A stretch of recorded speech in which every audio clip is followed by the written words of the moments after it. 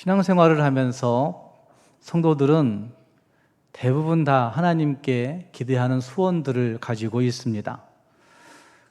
그리고 그 소원이 응답될 때 우리는 축복받았다, 은혜받았다 이런 표현들을 쓰고, 그 소원이 응답되지 않은 것 같은, 그 소원이 하나님이 결제하지 않는 것 같은 일들이 있을 때 우리는 은혜가 없다, 나는 복받지 못했다 이런 표현들을 쓸 때가 있습니다.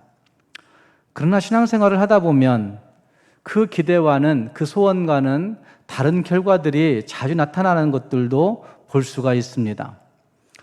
복에 대한 예수님의 생각을 우리가 8가지로 지금 살펴보고 있는데, 복에 대한 예수님의 생각을 살펴보면 세상과는 정말 다른 이야기를 하고 있는 것을 볼 수 있습니다.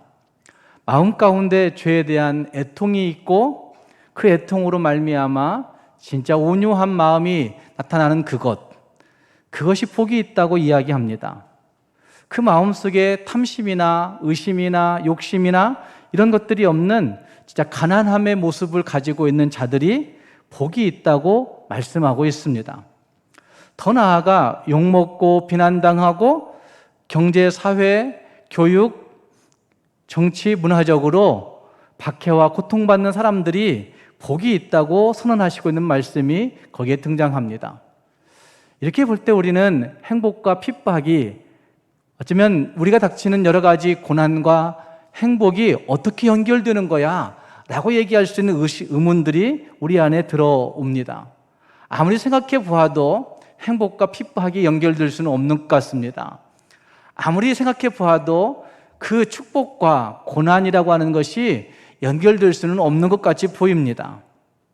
그래서 우리에게는 진짜 그리스도인의 삶이 무엇일까 하는 고민들이 생겨날 수밖에 없는 것이죠. 21살에 예수 그리스도 앞에 헌신하여서 예수 전도단의 사역자로 오랫동안 살아온 스티브 샴브린이라는 사람이 있는데, 이 사람은 그 예수 전도단에서 굉장히 오랜 동안 사역을 하면서 이런 책을 썼습니다. 그리스도인의 영적 성숙이라고 하는 책을 썼는데, 그 책을 통해 보면 예수 안에서 성숙한 사람들의 4가지 특징을 이야기합니다. 한 가지는 세상 것에 유혹받지 않고 아버지의 사랑으로 세상을 대할 수 있는 사람, 세상 것의 유혹이나 시험받지 않고 아버지 하나님의 사랑으로 세상을 대할 수 있는 것, 그것이 성숙한 그리스도인의 첫 번째 특징이라고 이야기하고 있고, 두 번째 특징은 모든 부르심을 특권으로 여기지 아니하고 특정한 것을 포기할 줄 아는 겸손함의 모습이 있는 사람. 우리는 보통 어떤 부르심이 있으면 그걸 나의 특권으로, 권세로 생각합니다. 그런데 그 부르심 앞에 특권으로 생각하지 아니하고 특정한 것을 포기할 줄 아는 겸손함이 있는 사람이 성숙한 그리스도인이라 이야기하고 있고, 세 번째 특징은 하나님의 뜻을 알고 그분을 기다리고 그분을 찾는 방법을 알고 있는 사람, 그게 성숙한 그리스도인이라고 이야기하고 있고, 네 번째는 하나님이 주신 사명을 완수하기 위해 선택받았음을 확신하고 그에 합당한 열매를 맺고, 그 열매가 변하거나 변질되거나 그 부르심이 흔들림이 없는 그런 사람. 어쩌면 우리는 그 열매와 부르심이 흔들림이 없이 살아간다는 것이 참 어려움에 있다는 사실들을 많이 압니다. 언젠가는 열매를 맺고 있다가 조금 지나고 나면 그 열매가 사라져버리는 그런 일들이 참 많이 있고, 부르심이 확고한 것 같이 보여지지만 어떤 류의 고난이나 핍박이 오게 되면 그 부르심도 헌시작처럼 내어버리는 일들이 참 많이 있는데, 네 번째 특징, 하나님이 주신 사명을 완수하기 위해 내가 선택받았다라는 사실을 발견하고 거기에 합당한 열매를 맺고 그 부르심 앞에 흔들림이 없이 살아가는, 변함이 없이 살아가는 모습이 성숙한 그리스도인의 모습, 네 번째 특징이라고 스티브 샴브린은 이야기합니다. 그러면서 그는 성숙한 그리스도인에 대해서 이런 이야기도 합니다. 그리스도인들은 환난으로 소망을 극대화하는 사람이다. 환난으로 소망을 극대화하는 사람이다 라고 그렇게 정의하고 있는 것도 보여집니다. 어쩌면 우리에게 닥치는 여러 가지 환난과 시험과 또 박해와 고난들 앞에서 우리는 우리의 믿음이 정말 견고한지, 우리의 믿음이 변함이 없는지, 우리의 믿음이 흔들리지 않고 있는지를 살펴보아야 된다는 사실들을 여러 각도에서 이야기하고 있다고 보여집니다. 여러분 어떤 단계에 어느 정도의 수준에 있으십니까? 성숙함의 네 가지의 특징들을 살펴보면서 나는 어느 정도의 성숙함을 가지고 있는 그리스도인이라 이야기할 수 있을까 하는 생각을 해봐야 된다는 말입니다.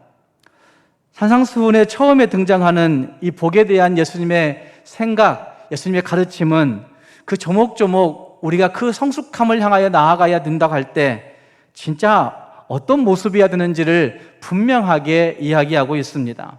심령의 가난함, 애통함, 온유함, 의에 줄이고 목마름, 긍휼히 여기는 삶, 마음의 청결함, 화평하게 하는 삶, 그리고 오늘의 말씀에 등장하는 의를 위해 핍박받는, 의를 위해 박해받은 자의 모습, 이 모두가 다 우리가 추구해야 되고 우리가 마음속에 자리해야 되는 진짜 그리스도인, 찐 그리스도인의 모습이라고 이야기하고 있는 거죠. 찐 예수쟁이의 모습이라고 얘기할 때에는 이 8가지의 모습, 어떤 분은 이 10절 말씀과 11절, 12절을 나누어서 구복이라고 얘기하는 해석자들도 있는데, 어쨌든 이 8가지의 이 모습을 우리는 어떻게 지켜내고 있는가, 8가지를 어떤 정도로 나는 성숙하게 이루어가고 있는가 하는 것들을 생각해 보아야 된다는 말입니다. 사랑하는 여러분, 예수님으로 말미암아 실질적인 피해를 입고 살아간 적이 있으십니까? 예수님으로 말미암아 내가 손해보고 내가 어려움 당하는 그런 삶을 살아본 적이 있으십니까? 예수님 때문에 정말 나는 내 모든 시간과 재정과 내 모든 재능과 내 모든 물질과 내 모든 관계를 예수님 때문에 피해봤구나, 예수님 때문에 접었구나, 예수님 때문에 손해봤구나 라고 얘기할 수 있는 삶이 있으시냐 하는 것입니다. 우리는 어떻게 그 복된 삶을 살아갈 수가 있겠습니까? 예수님으로 말미암아 실질적인 피해를 보는 삶, 우리는 어떻게 그 삶을 살아낼 수 있겠습니까? 오늘 생각해야 할 본문은 바로 이것이 가장 큰 주제라고 할 수 있습니다. 오늘 말씀을 생각해 보시면서 나도 예수님으로 말미암아 실질적인 피해를 입으면서도 예수를 바라보고 예수를 추구하고 예수 앞에 서야 되겠구나 결심할 수 있는 우리 모두가 될 수 있기를 주님의 이름으로 축복합니다. 먼저 함께 읽은 말씀 보시면 의를 위해 핍박을 받은 것은 성도들에게 있어서 당연하다라고 말씀하고 있는 것 같이 보입니다. 그런데 의를 위한 핍박이 무엇인가 하는 것이 문제인 것이죠. 오늘 성도들에게서 가끔 이런 얘기들을 듣습니다. 나는 의를 위해 핍박받고 있어 라고 그렇게 이야기합니다. 나는 좋은 일을 위해서 교회 다니는 것 때문에 핍박받는 일들이 있다고 이야기한 사람들이 있습니다. 정말로 여러분들이 의를 위해서 핍박을 받고 있는 것입니까? 정말 예수님 때문에 핍박을 받고 있는 것입니까? 정말 교회에 다니는 것 때문에 진짜 어려움에 직면하고 있으십니까? 우리는 왜 핍박을 받고 있는 것이죠? 우리는 왜 어려움에 처하고 있는 것이죠? 다른 사람들이 왜 나를 외면하고 멀리하고 따돌림 받는 그런 류의 핍박, 그런 류의 어려움들이 우리에게 왜 있으십니까? 혹시 자기 나름대로의 가지고 있는 의 때문에, 내 나름대로의 의 때문에 다른 사람들이 그것을 이해하지 못함으로 말미암아 받는 어려움은 아닙니까? 다른 사람들이 용납할 수 없는 자기 세계 안에 그 의로움이라고 하는 가치 때문에 습관적이고 문화적이고 경험적이고 그것으로 차곡차곡 쌓여진 그 어떤 스스로 세운 스스로 세우는 그 어떤 가치, 그것 때문에 그것을 고집하다가 그 길을 걸어가다가 외면당하고 따돌림당하고 그것 때문에 어려움에 직면하는 일들이 있지 아니합니까? 그것을 우리는 내가 의를 위해 핍박받는다고, 우리는 예술 때문에 나는 박해받는다고, 예수님 때문에 다른 사람들이 나를 이해해 주지 않는다고 이야기하는 그런 일들이 있습니다. 나는 모두 합리적인데, 나는 모두 타당한데 라고 말하면서 그들이 나를 핍박한다고 이야기한다는 말입니다. 그러나 진짜 생각해 봐야 할 것은 나만이 가진 스스로 세운 의나 스스로 세운 가치 때문에 당하고 있는 어려움은 아닌지 생각해 보아야 된다는 말입니다. 여기에서 말하는 핍박은 과연 무엇을 의미하는 것일까요? 주님께서는 그리스도인들이 고난과 어려움을 당할 때 그것이 무조건적으로 복이 있다고 말씀하지는 않으십니다. 그리스도인들이 어떤 일을 잘못 처리한 결과로 어려움이나 공경에 처할 수 있습니다. 자기가 스스로 세운 의나 자기 스스로의 가치 때문에 당하는 그 고난을 예수님은 그것을 고난의 핍박이라고 얘기하지 않습니다. 그럴 경우 그것은 핍박이 아니라 처벌일 수도 있습니다. 핍박과 처벌은 매우 상반된 개념입니다. 박해를 받은 자 앞에는 분명히 의를 위하여라고 하는 전제가 분명합니다. 의를 위하여 박해를 받은 자는, 의를 위하여 핍박을 받은 자는, 이렇게 이야기하고 있다는 말입니다. 핍박이라고 할 때 흔히 다른 사람으로부터 받는 조롱과 비난과 어려움을 생각하기 쉽지만 주님께서 말씀하신 그 핍박은 예수님 때문에, 예수님을 위해서 예수님 안에서 받는 그 핍박을 이야기하고 있습니다. 한 아이가 공부 안 하고 매일 놀다가 시험 성적이 좋지 않았습니다. 그래서 부모님이 굉장히 야단을 쳤습니다. 그리고 그는 교회에 와서 하소연합니다. 선생님에게. 선생님, 우리 아빠가, 우리 엄마가 나를 핍박해요. 오늘도 교회 나온다고 했는데 엄마 아빠가 막 뭐라 하겠어요. 그걸 핍박이라고 말할 수 있겠습니까? 또 어떤 남편이 카드를 정신없이 쓰다가 아내가 바가지를 긁었습니다. 그래서 남편이 밖에 나가서 동료들에게 이야기합니다. 내 아내가 나를 핍박한다고, 내 아내가 나를 핍박한다고 그렇게 이야기합니다. 이것도 앞뒤가 맞지 않는 이야기일 것입니다.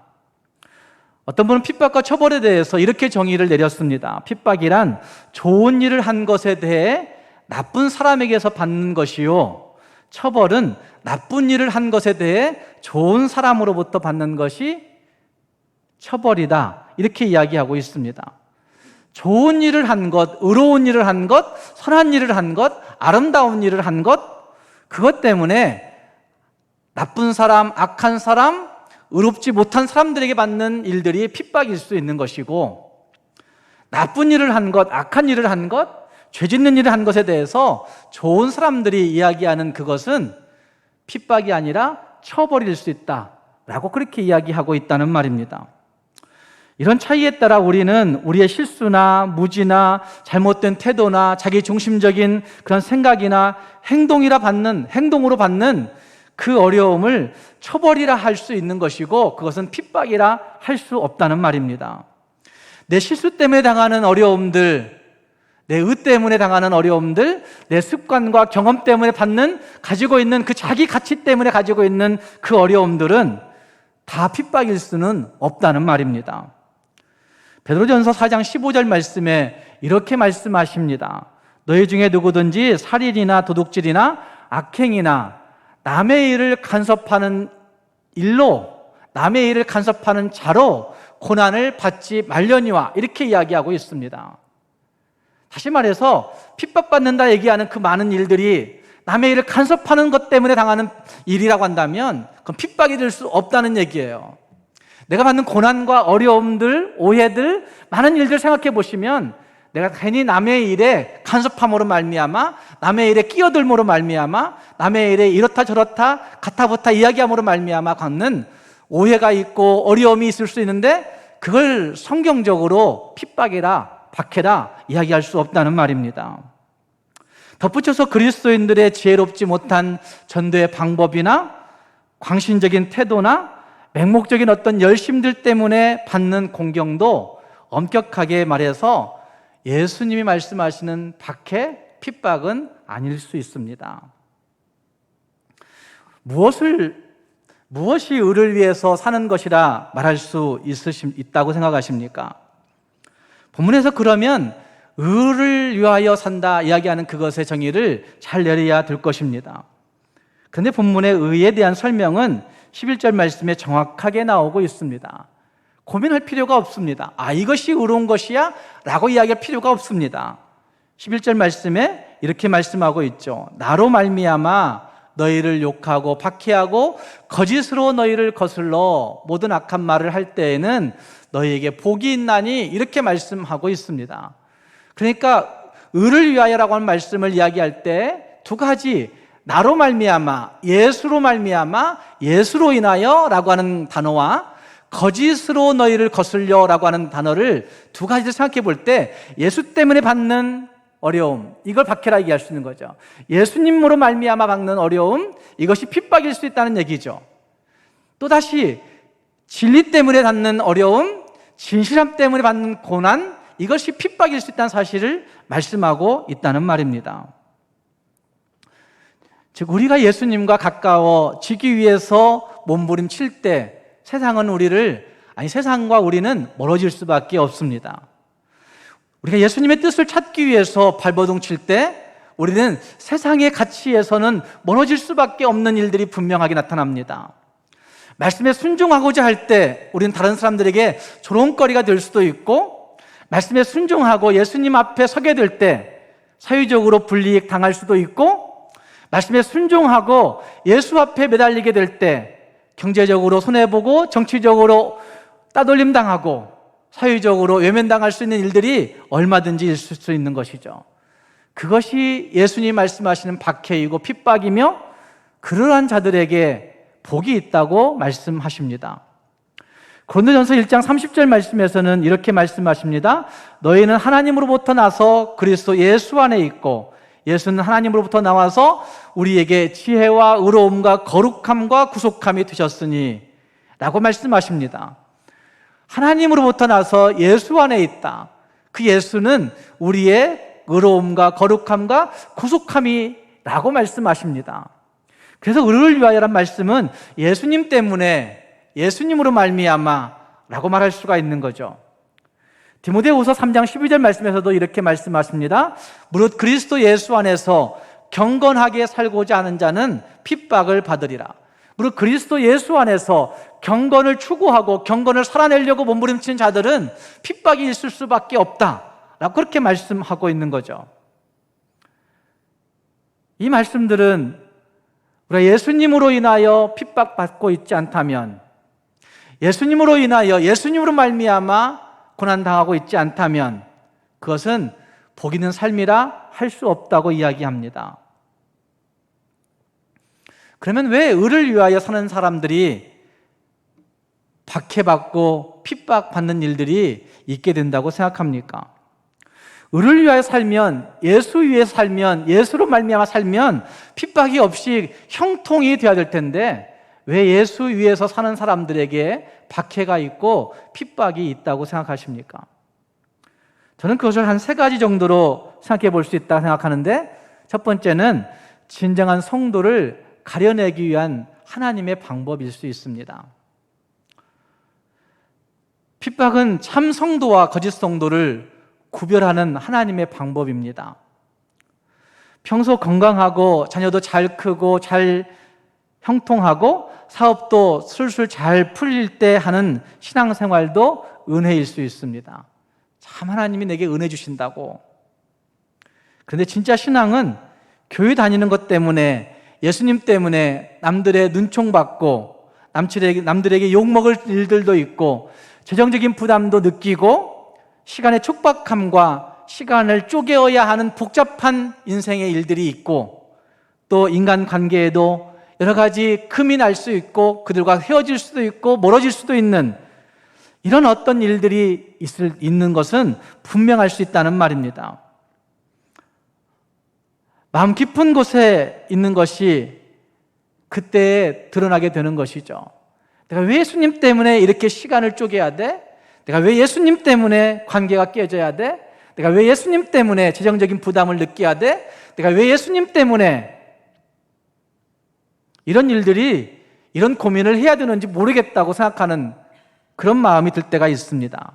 진짜와 가짜가 구분되는 순간일 것이죠. 어떤 이들은 인격과 겉으로 보이는 그런 모습으로 위장하여서 진짜 성도인 것처럼 나타낼 수 있겠지만, 사람의 마음속 깊은 곳에 이런 여러 가지 고민거리와 어려움이 생겨날 때, 그것이 고난이요 환난이 오게 될 때, 그것이 핍박으로 다가오게 될 때 진짜 성도인지 아닌지를 가려낼 수 있게 된다는 말씀이죠. 마태복음 13장 20절 이하를 보면 네 가지 마음에 관한 이야기를, 밭에 관한 이야기를 하고 계십니다. 예수님 비유로 말씀하신 것이죠. 길가에 밭이 있을 수 있고, 가시떨기의 모습이 있을 수 있고, 돌짝밭의 모습이 있을 수 있고, 옥토 같은 좋은 밭의 모습이 있을 수 있습니다. 그중 두 번째 밭의 모습은 돌짝밭의 모습이 예수님 말씀하시는 그 말씀 가운데 등장합니다.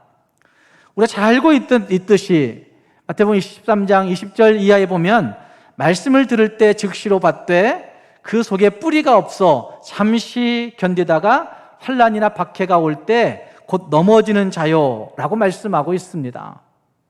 말씀에 뿌리가 없는 사람에게 환난이 임하면, 말씀에 뿌리가 없는 사람에게 어려움이 닥치면 그들은 하나님을 버릴 수밖에 없고 도망칠 수밖에 없는 모습을 이 마태복음 13장의 비유가 잘 나타내주고 있는 것이죠. 하나님이 욥을 시험하실 때에도 욥의 믿음을 참 믿음인지 진짜 믿음 아닌지를 구별하기 위해서, 가려보기 위해서 시험을 허용하시는 모습이 욥기에 등장합니다. 바로 핍박은, 박해는 하나님께서 알곡과 가라지를 구별하시는 방법이 될 수 있다는 말입니다. 우리는 진짜 성도입니까? 진짜 알곡 신자입니까? 우리 자신들 스스로 물어볼 수 있어야 됩니다. 두 번째는 거룩한 성품을 완성하시기 위해서 하나님은 우리에게 여러 가지 박해와 핍박을 보내실 수도 있습니다. 핍박을 허용하시는 것, 하나님이 왜 그러실까라고 우리는 궁금하게 생각하지만 그리스도인으로서 거룩한 성품을 완성케 하시기 위해서 라고 말씀할 수 있다는 말입니다. 히브리서 12장 10절 말씀에 이렇게 말씀하십니다. 그들은 잠시 자기의 뜻대로 우리를 징계하였거니와 오직 하나님은 우리의 유익을 위하여 그의 거룩하심에 참여하게 하시느니라. 우리에게 닥치는 여러 가지 징계가 있을 수 있는데, 핍박이 있을 수 있는데, 여러 가지 고난이 있을 수 있는데, 하나님은 그것을 우리의 유익을 위하여 그의 거룩하심에 참여하게 하시는 동기, 방법으로 사용하신다고 말씀하시고 있는 것이죠. 또한 다니엘서 12장 10절 말씀에도 이런 말씀이 등장합니다. 많은 사람이 연단을 받아 스스로 정결하게 하며 희귀할 것이나 악한 사람은 악을 행하리니 악한 자는 아무것도 깨닫지 못하되 오직 지혜 있는 자는 깨달으리라 라고 말씀하고 있는 거죠. 많은 사람이 연단을 받아서 여러 가지 일들을 겪게 되는데 악한 자와 지혜로운 자가 구분된다는 얘기죠. 악한 자는 깨닫지 못하고 지혜 있는 자는 깨닫게 되는 은혜가 있게 된다고 말씀하고 있다는 말입니다. 뿐만 아니라 베드로서에서도 그렇게 말씀합니다. 우리가 받는 그 믿음의 시련을 불로 연단하여도 없어지지 않는 그런 시련이라고 말하면서 금보다도 더 귀하게 예수 그리스도의 날에 칭찬과 존귀와 영광받게 하시는 목적이 있다고 말씀하시는 모습이 볼 수가 있습니다. 시편 119편 67절 말씀에도 고난당하기 전에는 내가 그릇 행하였거니와 이제는 주의 말씀을 지키나이다. 고난당하기 전까지는 알지 못했는데 고난당하고 보니까 주의 말씀 지켜야 되겠다라고 하는 생각이 드는 것이죠. 그래서 그렇게 얘기하는 겁니다. 고난당한 것이 유익이라.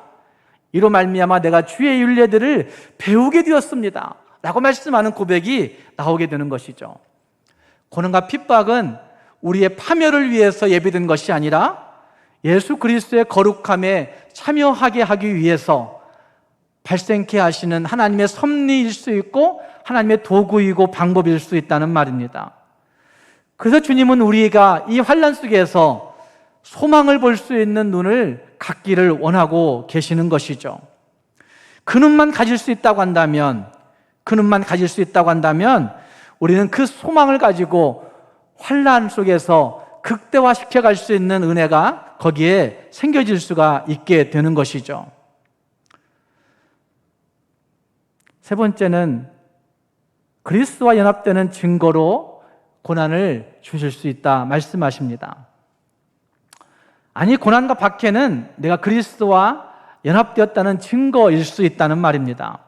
요한복음 15장 19절 말씀에 이렇게 말씀하십니다. 너희가 세상에 속하였으면 세상이 자기의 것을 사랑할 것이나 너희는 세상에 속한 자가 아니요 도리어 내가 너희를 세상에서 택하였기 때문에 세상이 너희를 미워하느니라. 세상이 너희를 미워하느니라. 너희가 세상에 속하였으면 너희가 세상의 가치관과 세상의 모든 관점과 세상의 모든 기준을 받아들이고 살아가면 세상이 너희를 미워할 것이 없다. 그러나 너희는 세상에 속한 자가 아니요 도리어 내가 너희를 세상에서 선택해내온 사람들이기 때문에 너희가 예수의 가치관, 예수의 관점, 예수의 기준 가지고 살아가면 세상이 너희를 미워할 수밖에 없다고 그렇게 말씀하시는 말씀이 거기에 등장합니다. 세상과 적당히 타협하면서 살아가면 핍박이 있을 수 없습니다. 그러나 세상과 타협하지 않는다면 여러 가지 공경에 처할 일들이 생길 수밖에 없는 것이죠. 세상 사람들은 지금 이 땅에 보여지는 것들이 내 삶의 전부라고 생각하며 살아갑니다. 그래서 세상이 잘 되고 형통하고 풍성하고 발전해야 되는 일들로 그들은 가득가득 채워져 있습니다. 그 발전을 위해서 세상 사람들은 서로 돕습니다. 협력합니다. 자기의 발전이 침해당하면 협력을 깹니다. 자기들끼리 바벨탑을 쌓는 일에 협력하지만 결국 최고는 내가 올라가야 되는 것으로 느낍니다. 나만 꼭대기에 서고 싶은 마음들이 모두에게 있다는 말입니다. 이것이 바로 세상의 관점인 것이죠. 이런 세상의 관점을 이야기하는 관들이 여러 가지가 있는데 우리는 진화론적인 역사관에 깊이 물들어 있고 배워오고 느껴오고 습관적으로 정착되어 있습니다. 진화론적인 역사관을 한마디로 말한다면 역사는 진행하면서 발전한다는 것이죠. 퇴보가 있을 수 없다는 거예요. 계속 진화한다는 얘기죠. 어떤 면에서는 맞는 부분이 있지만 역사는 발전하지 않습니다. 퇴보할 수도 있습니다. 옛날에 인류가 수많은 질병으로부터 어려움을 당할 때 이제는 시간이 지나가면 다 극복될 거야. 어느 정도 맞습니다. 그래서 오래전에 120년 이상 된 전에는 평균 수명이 35세에 불과했지만 지금 인류의 평균 수명은 80세가 넘어가는 그런 지경에 이르게 되었던 거죠. 2배 이상으로 진보, 진화, 발전이 이루어진 건 틀림이 없습니다. 그래서 세상은 사람들은 날이 갈수록 좋아질 거야. 과학이 발달할수록 점점점 살기 좋아질 거야. 세상에 낙원이 이루어질 수 있을 거야 라고 생각하는 그런 진화론적인 역사관에 물들어져 있습니다. 그런데 이와 같은 진화론적인 역사관은 세계대전을 거쳐가면서 아니구나. 한순간에 망할 수도 있구나. 퇴보할 수도 있구나. 한순간에 중단될 수도 있구나. 라는 사실들을 그들은 스스로 느끼게 되었습니다. 뿐만 아니라 지금 우리는 코로나 이 시국을 통하여서 더 절실하게 느끼는 거죠. 인간 내면에 깊이 뿌리박고 있는 이 죄성을 극복하지 아니하면 어쩌면 이 역사는 진행될수록 더 많은 질병과 더 많은 바이러스와 더 많은 혼란이 가중될 수 있구나 라는 사실들을 많은 사람들이 느끼고 있는 거죠. 진화론적인 역사관이 틀렸다는 말입니다. 그래서 요즘 그리스도인들 가운데 예수를 조금 다르게 믿는, 다른 시각에서 믿는 이단 사상을 추종하는 약간 이단적인 생각을 가지고 있는 사람들 중에서는 세상의 종말론을 더 신봉하는 일들이 있습니다. 세대주의적인 종말론. 그래, 27년이면 끝나. 어느 정도 이 시대가 지나가면 이건 끝나는 징조야. 이렇게 얘기하는 사람들이 있습니다. 그러면 성도들이 더 종말론 때문에 더 신앙에 열심을 내는 그런 교회들도 있습니다. 세대적인 종말론은 잘못된 것이지만 그러나 그리스도인들이 진짜 가지고 있어야 되는 중요한 것은 천리역정에 나오는 표현대로 한다면 장망성이라고 하는 표현이 등장하는데 장차 망할 성, 이란 뜻이죠. 장망성, 죄 때문에 곧 멸망할 세상 이라고 하는 표현이 거기에 등장하고 있는데, 그 장망성을 따라가면 망할 수밖에 없기 때문에, 그래 우리는 이 땅에서 하늘의 법칙을 가지고, 말씀의 법칙을 가지고, 예수님의 가치관을 가지고 하늘의 뜻을 따라 살아가는 사람이 되어야 되겠구나 라고 하는 결심이 우리 모두에게 필요한 것이죠.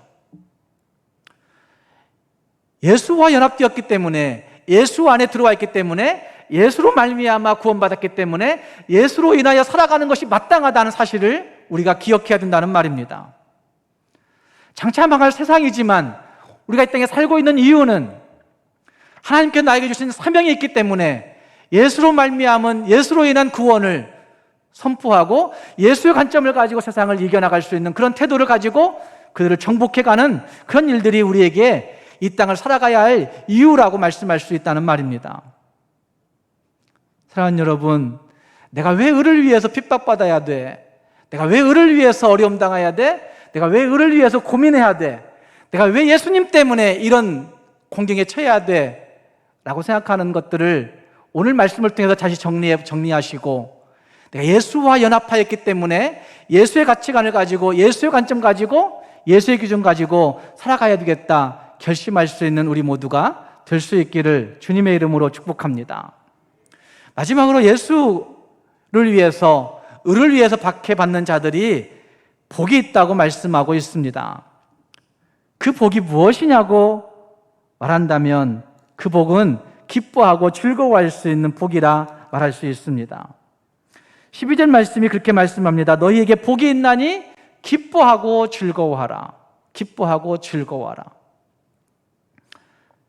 마지막 복에 관한 말씀은 두 가지로 이해할 수가 있습니다. 하나는 현재적인 것으로 하나님께서 우리를 통치하시며 하나님이 우리와 함께 하신다라는 사실이 가장 중요한 복의 개념입니다. 하나님이 나와 함께 하시면, 하나님이 나를 통치하시면, 하나님이 나를 다스리시면 어떤 어려움이 온다 할지라도 그 어려움 속에서 내가 넘어질래야 넘어질 수가 없는 거죠.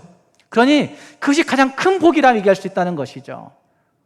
가장 큰 복이라 얘기할 수 있다는 얘기죠. 또 한 가지는 그 복을 누리고 있는 사람들은 기뻐하고 즐거워할 수 있다고 얘기하고 있는 겁니다. 하나님의 임재하심을 느끼는, 하나님의 함께하심을 느끼는 모든 성도들이 어떤 어려움이 닥쳐온다 할지라도 그래 예수로 말미암아 내가 복이 있구나 라고 생각하며 기뻐할 수 있게 되는 것이죠. 로마서 8장 18, 17절 말씀에 이렇게 말씀하십니다. 자녀이면 또한 후사 곧 하나님의 후사요 그리스도와 함께한 후사니 우리가 그와 함께 영광을 받기 위해 고난도 함께 받아야 할 것이니라 라고 말씀하시며, 생각하건대 현재의 고난은 장차 우리에게 나타날 영광과 좋게 비교할 수 없다고 고백하는 그 고백처럼 하나님을 향하여 기뻐하고 즐거워할 수 있다는 말입니다. 사랑하는 여러분, 우리는 어떤 삶을 살고 있습니까? 적당히 타협하고 적당히 함께 어울려져서 고난도 핍박도 느끼지 아니하는, 세상에서 예수쟁이라고 전혀 나타낼 수 없는 그런 생활을 하고 계십니까? 아니면 주님으로 인해서 예수님 때문에 경건한 삶을 살기 위해서 오늘도 힘들고 어려운 이 세상 속에서 몸부림치며 예수를 추구하고 살고 계십니까? 주님이 우리와 함께 하심을 믿고 어떤 억울하고 애매한 일들이 닥친다 할지라도, 어떤 어려움들이 우리를 첩첩히 에워싼다 할지라도 예수 때문에 그 함께 하심으로 진짜 기뻐하고 즐거워할 수 있는 우리 모두가 될 수 있기를 주님의 이름으로 축복합니다. 기도하겠습니다.